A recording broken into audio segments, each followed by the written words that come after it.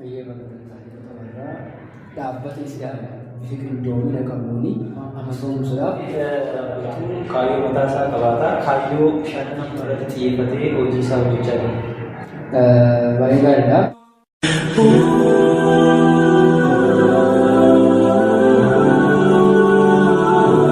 Assalamualaikum warahmatullahi wabarakatuh. Hordoftoota daa'imman biyya jirtanii bakkuma jirtanitti nagaa fi rahmanni rabbii isin irraa jiraatu jecha guyyaadhaa keessummaa qabannee istiidiyootti argamnee jirra. Keessummaan keenyas hoogganaa jamaa musliimaa torban diidaa Abdulakiim namooti. Isaan wajjin turtii taasisnaa hanga dhuma qophii keenyatti nu faana bu'aa siin jenna. Abdulakiim baga nagaan gara istiidiyoo keenyatti dhufte. Ayyee bakka nagaan. Jamaa musliimaa torban diidaa maalummaan isaa maalidha? بسم الله الرحمن الرحيم الحمد لله رب العالمين الصلاة والسلام على رسول الله صلى الله عليه وسلم. معلومة جماعة مسلمة والديدة جتاً جماعة مسلمة والديدة هي كنيسة الكبرى دعبة إسلاماتي دعبة إسلاما كإسلام مرات بسوم من إسلام ترى دعبة وجدولا سويس أكمل ديولين دعبة إسلاما ده bifa qindaa'een humnoota agartanii humna barate, humna beekumsaa, humna diinagdee, humnoota adda addaa bifa qindaa'een bifa qindoomina qabuuni amantii Islaamaa misoomsuudhaaf jaarmaa dhaabbatee jaarmaa misooma amantii Islaamaati. Jaarmiin tokko yeroo dhaabbatu kaayyoo mataa isaa qaba. Kaayyoon dhaabbata jamaa musliimaa torban diidamaa jedhamu maalidha? Kaayyoon ni dhaabbate. Baay'ee gaariidha. Jamaa musliima torban diidaa kaayyoowwan gurguddoo karoorfatee kaayyoowwan gurguddoo irratti dhaabbate qaba. Akkuma ati na gaafatte kaayyoowwan inni irratti dhaabbate waa shan kaayyoo gurguddaa waliigalli isaa misooma amantii Islaamaati. Islamic Development Association jedhamu san jechaadha. Isa ta'ee isa jalatti kaayyoo gurguddoo shan galmaan gahuudhaaf kan xiyyeeffate. Innis tokkoffaan obbolummaa hawaasa musliimaa ijaaruudha. Obbolummaa ijaarama obbolummaati. Isa san jalatti tokkummaa, obbolummaa, wal hubannaa, wal ijaaruu, wal cimsuu waan jennu san waan tokkummaa jedhu san obbolummaa islaamummaa kan rabbii wa'tasimu bihablillahi jedhu san isa san yaada akkasii san keessatti yaadrimee sanii kan hojjetudha. Inni lammaffaan erga ijaarama irratti hojjennee inni lammaffaan da'awaa tibisu waamicha islaamaati. Ta'muruuna bil ma'ruufi wa tanhawna 'anil munkar. Waamicha toltutti wal ajaju kaamtu irraa wal dhowwu isa kana bifa qindaa'e amma laal da'awaan ni gaggeeffamaa akkaataa jiru numa jira. Kun bifa jaarmaya ta'e bifa institutionaalii bifa qindaa'een da'awaa gaggeessuudha. Sun maali? Bakkoota masjidoota irratti haa ta'u galmoota adda addaatti da'awaa qindeessuun eegalee kun jalqaba ta'e naannoowwan da'awaan haqqiin itti qabu, naannoowwan ergaan islaamaa haqqiin itti qabuu fi warroota amantii biraa jiranis agartee gara kanatti yaamuudhaaf babal'ifannaa amantii islaamaa irratti kan hojjetudha. Inni sadaffaan barnoota irratti barnoota akadaamis barnoota shari'aa islaamaa quraana hadiisa illee babal'isuudha. Quraana hadiisa baadiyyaa adda addaa magaalaa adda addaa keessatti barnoota babal'isuudha jechaadha. Inni shanaffaan inni afuraffaan hawaasummaa gargaarsa tola ooltummaa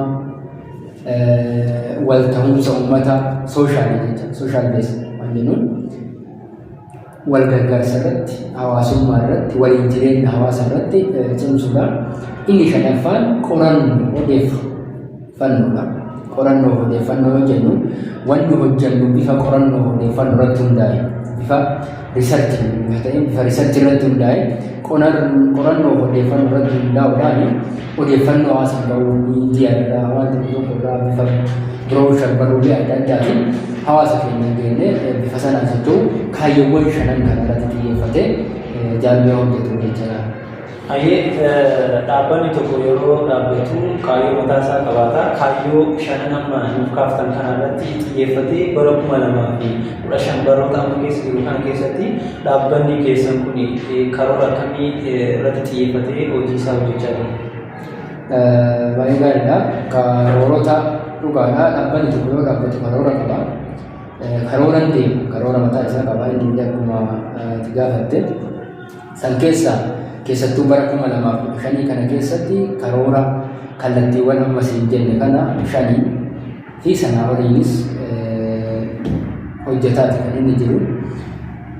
Ijaarumsa irratti fakkeenyaaf ijaarumsa akka jalqaba obbolummaa isa yoo fudhanne heeyyamaa fi beekamtii jarmiinni kun hamurra dhaabbannee dameewwan adda addaa diriirsuu biiroowwan adda addaa banuu ijaarumsa miseensa horachuu karoorota jedhan keessaa miseensa horachuu damee ijaaruu istiraakcharoota jiru baadiyyaattis magaalattis caaseffamee akkaataa waldaa tokkorraa eegamuun caaseffamee hojjechuu karoora qaba. Inni kana da'awaatiin illee bakkoota da'awaa torbaan torbanii 15 guyyoota 15 da'awaa gochuun karoora isaati. Isa keessatti safartuu qaba. Hamma kana ji'oota 12 jiru keessatti fulbaana hanga hagayya 30ti karoorri kenna jechaadha.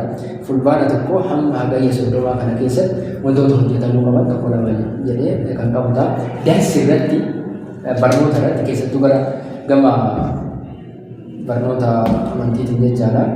Barnoota bu'uura ibaadaa kan jennu hawwoota keenya dubartoota namoota gurguddaa qotee bultoota baadiyyaa keessattis babal'isnee haalli itti barsiisaa jiru karoorfamee jira, haalli itti jiru jira. Tola ooltummaa irrattis akkasuma gargaarsa irratti nama qo'eessa gargaaru rakkataa gargaaru waan sanii kara odeeffannootii irratti illee karoora qabeenya tokko lama sadii jennee kurmaan afuritti qoonnee fulbaana tokko hanga hagayya 30 jedha kana keessatti fulbaana tokko hanga sadaasa 30titti kurmaana tokko akkasumatti ji'a kurmaan iddaanutti bakka sadiitti addaan qoodamee hanga hagayya 30titti bifa sanaan karoora qoonnee kan hojjetu jechaadha. Karoora bareedaa qaba. Islaamummatu karoora deema waan ta'eef. Hojiiwwan dhaabbatichi irratti xiyyeeffatee hojjetu keessaa hojii daawwaa isa tokko. Daawwaan karaa muhaadaraatiin karaa wantoota adda addaatiin daawwaa geessuun jira. Gama muhaadaraatiin dhaabbanni kun akka dhaabbatatti muhaadaraa adda addaa qopheessee hawaasa kanaan biraan daawwaa geessuudhaan wantoonni inni hojjetaa jiru maal fa'a? Baay'ee gaariidha. Muhaadaraadhaaf wannummaan ijoon namni kamuu hubachuu qabu kan bara kana haalaan akka gaariitti irratti hojjetaa jiru isa muhaadaraa kana. Muhaadaraa jecha daawwaa bal'inaan hawaasni bal'aan irratti hirmaatu. Karoora guddaa qaba. Bara kana dameewwan gara 10 kan qabu jamaan kun 10 isa sana irratti daawwaa baadiyyaa hanga magaalaatti diddiriirsineeti gandoota baadiyyaa irratti yoo xiqqaate daawwaa gandoota adda addaa gandoota baadiyyaa masjidoota naannoo masjidoota 312 akkasumas immoo naannoo gandoota 104 irratti ganda tokko keessa masjida 3 yoo xiqqaate naannoo gandoota 104 irratti kan jamaan caasaa isaatiin hojjetaa jiru. Sanirraa immoo dameewwan gama 10 akka aanaatti haa ta'u akka magaalota gurguddaatti jiran kana keessatti muhaadaraa gandoota baadiyyaa gammoojjii adda addaa keessatti muhaadaraawwan gandootaa yoo xiqqaate muhaadaraa 90 qopheessuudhaaf karoorfatee kan itti deemaa jirudha. Muhaadaraa sadarkaa gurguddaa sadarkaa aanaa akka biyyaatti qophaa'an immoo muhaadaraawwan gurguddoo 8 qopheessuudhaaf aanaalee akka Seeruurraa, Qabee, Balee, Ameenyaa, Roobee, Diksiis, Jimaata Roodee, Tiichoo, Suudee dameewwan jiru kana keessatti muhaadaraawwan gurguddoo 8 qopheessuudhaaf kan itti deemaa jirudha. Amma waqtii amma argamu kanatti immoo kan Baleetii fi Balee Gasgaar godina Arsii Aanaa Balee Gasgaarii fi godina Arsii Aanaa Seeruurraa muhaadaraa gurguddaa kan aanotaatiin eegaluuf yeroo itti jalqabbii adda addaa irratti argamudha. Amma isaan waan kana wal dubbataa jiru. Kanaaf muhaadara irratti sosochii irratti baadiyyaattis magaalaa irrattis sochii magaalaa qofa osoo hin taane baadiyyaa dura baadiyyaa xumurratti ilaala. Kanuma magaalaa kana gochuun kan baadiyyaa xumurratti gara magaalaatti dhufna waan ta'eef sosochii bareedaatti jira. Amma qabatama jiruun aanaa Seeruu gandoota 13 keessatti baadiyyaa xumurree magaalaa irratti gochuudhaaf yeroo itti qophoofnee jirutu jira. Marsaa tokko jechuun hin dhaabatu itti dhufa haala kana keessa kan jiru jechaadha. Hayee ulfaadha hojiin adda dhaabbata kanarraa adda isa taasisu magaalarraa gara baadiyyaatti xiyyeeffatee hojjechuu isaatii kan isin kaastanii. Gama biraatiin ijaarumsi akka dhaabbata kanaa yookiin dameewwan 10 kan qabu jettanii jirtanii. Ijaarumsi dhaabbata kanaa maal fakkaata? Akka dameewwan irratti ijaaraa jirtan kun maalirra jiranii yeroo ammaa kana haalli ijaarumsa isaanii maal fakkaata? Baay'ee gaariidha. Ijaarumsi dameewwan jiran kun ijaarumsaanii haala fooyya'aa haala bareedaadha. Moor akka jedhan hanga yaadame bakka sanis gahuu baatu hanqinoonni ni jira. Haa ta'u suutuma suutan ijaarri haala bareedatti jira. Wanni hawaasni kennallee asumaan hubachuun isa irra jiraatu namni kamuu kan beekus kan beeknes wanni sirriitti cimsee hubachuun irra jiraatu dameewwan kanneen irratti bakkoota buufata dameewwan qabu kana tokko biiroo qabna ofiisii jechaadha waajjira. Dameewwan kan wanni namni beekuu qabu akkanuma damee kan sun ta'in istiraakchara amiira mataa ofii dameewwan kun hunduu jecha. Damee 10 yoo ta'e amiira 10 sadarkaa aanaa irratti yookaan sadarkaa magaalaa irratti sadarkaa gandaa irratti masjidaatti akkasumatti kan qabudha tokko. Wanni haalli irra jiru tokko amiirota mataa ofii hooggantoota caaseffamee kan qabudha. Lammaffaan biiroo kan qabu hundi isaa. Sadaffaan ulaagaalee biiroo barbaachisu hamma tokko galmeerraa eegaluu waan tokko irraa eegaluu meeshaalee elektirooniksii akka kompiitaraa, piriintaraa wantoota akkanaa guuttachuudhaa irra hedduu isaa kan guuttateedha kan qabu. Sanirratti xiyyeeffatee ijaarumsi dameewwan irra jiru kana haala bareedinaan sochii eegalumsaatiif haala gaariidhaan haala istiraakcharii ta'een haala walumaa haala tartiiba gaarii qabuun haala karoora tokkoon adeemen kan itti adeemudha jechaadha inshallah. Hayyee gara xumuratti fidaa jirra afgaabii keenya dhumarratti namoonni viidiyoo kana yookiin immoo sagalee keessan kana dhagahaa jiran dhaabbata kana bira akkamiin dhaabbachuu danda'anii akkasumas immoo dhaabbata kana kallattii kamiin qarqaaranii dhaabbata kana dhaabbata cimaa sadarkaa idil-addunyaatti cimaa ta'e taasisuu danda'an waan jedhu irratti hawaasa keenyaaf osoo nuuf dhaamtanii Ayyee baay'ee gaariidha.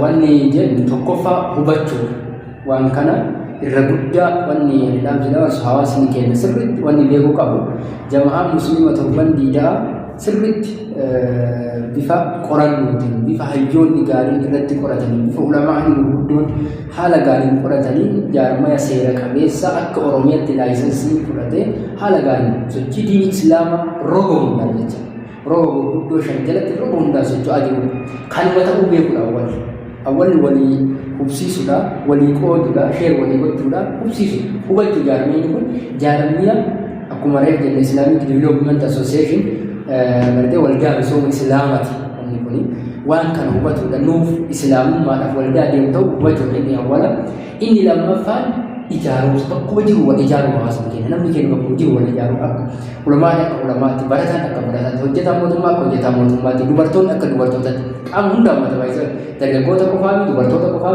hanga diyaaspooraatti bartee hanga kan biyya alaa jirus kan biyya keessa jirus hunduu waan kan hubatee kaayyoo jamicha kana kun akka amma kilee goone ibsine kana roga 5 amantii kana misoomsuuf akka gaariitti itti deemaa jira waan ta'eef kana hubatanii waan danda'u hundi isaa gargaarsa hojjetu bifa mallaqaatiin jiraachuu danda'a bifa humnaatiin bifa beekumsaatiin gosa hundatti ajabu atumtuu mataan kee gargaarsa guddaan jalqabamaa irra qabeeta waan kana hubattee ofumaayyuu hamturraa yoo of dhoorgite bakka hojjetu isaa itti gargaara jedhama kaayyichi galma ga'eeta ofuma keetiin kanaaf adeemsa jiru hunda keessatti waan danda'u nafsiyaa ofii waswaasa nafsiyaa shayxaana irraa dhoorguudhaan gargaarsa jedhama waan kana akka mooritti fufumu hubatanii jaarmiyaa keenya jedhanii bayaa seensa bira dhaabachuu barbaachisan jedha kan danda'amu.